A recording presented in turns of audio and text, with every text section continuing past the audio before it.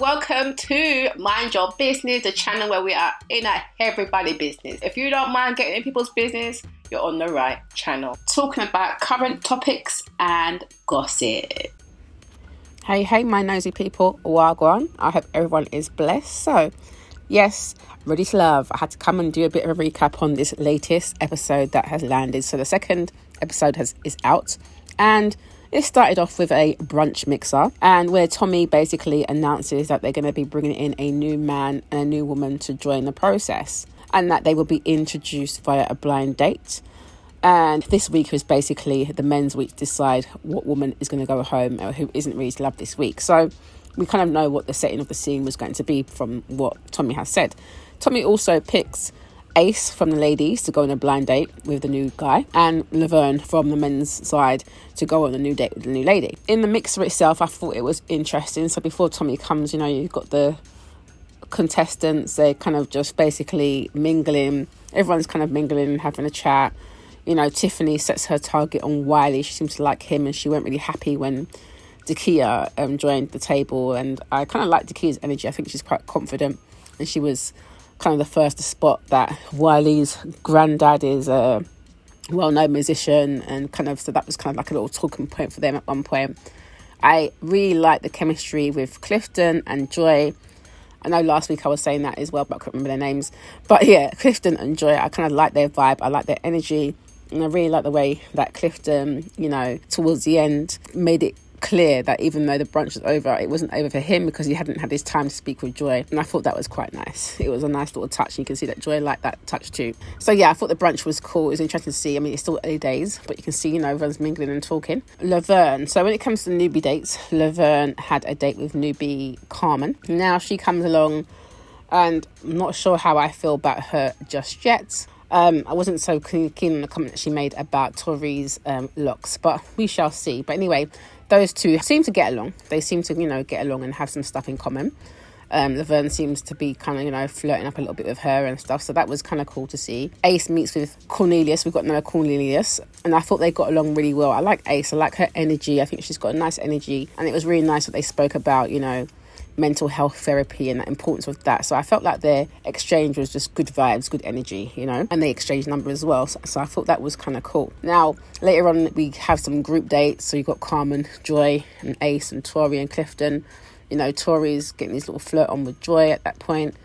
I feel like Carmen's kind of trying to feel out Clifton. I don't think Clifton's too keen on Carmen's blue contact lenses.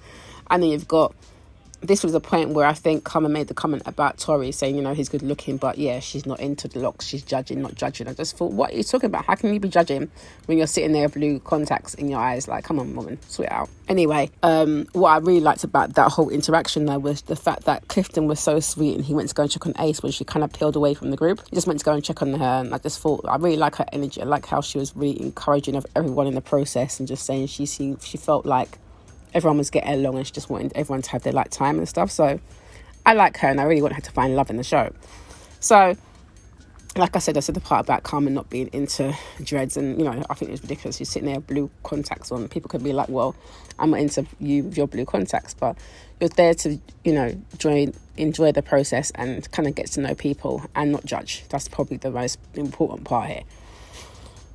And I also thought she sounded a little bit conceited too, when she's talking about, she wanted Clifton to hold her hair because she wants him to know that her hair's real, unlike many of the others on the show. Like, okay, we don't start off being catty, because these women, whilst some of them might have been wearing extensions, you don't know what their real length of their hair is like. So please, do not get in your high horse. It's ridiculous. Anyway, gentleman's lounge, new guy joins. Laverne is being his usual kind of cocky self, talking about, new guy's here, but no competition for him. He was also bigging up his date with Carmen, and that he really liked her, and talking about how he's got good chemistry with her. Even Tommy told him to kind of slow down. Remember, you've got to connect with the other ladies.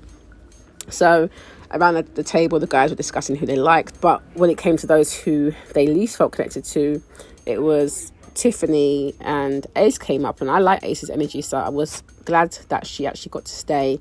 And I think actually Tiffany was the right one to go, because I felt like her energy was a little bit off with some of the guys.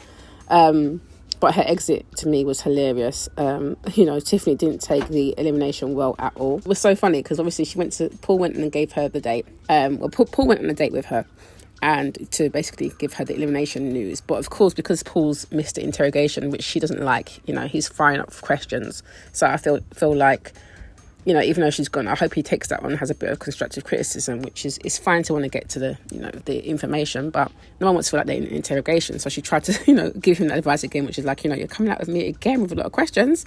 And, it didn't really go well. She was saying that she prefers it to just go with the flow. He's saying that, you prefer fluff. And, she said, yeah, well, she'll prefer that then, basically dealing with what he's dealing with. So in the end, he told her that, the guys didn't think that she was ready to love. Now, her response was so funny because she was like, what? She goes, did I just get sent the F home? You know what I mean? She wasn't happy at all. She's just like, I'm getting the F out of here. So I just thought, oh my goodness, Tiffany. And then she kind of wrapped it up saying how she felt like he was being jealous. I just think it was funny, but I wish her all the best on the way with her love life anyway. But when it came to Wiley and Ace, I thought it was interesting because I thought that they had really good chemistry. I think it's because of at the Gentleman's Lounge, when Laverne was bigging up Ace and was saying how Ace is kind of like the Oprah meets Michelle, meets Beyonce, meets this, that and the other, like giving her full big ups.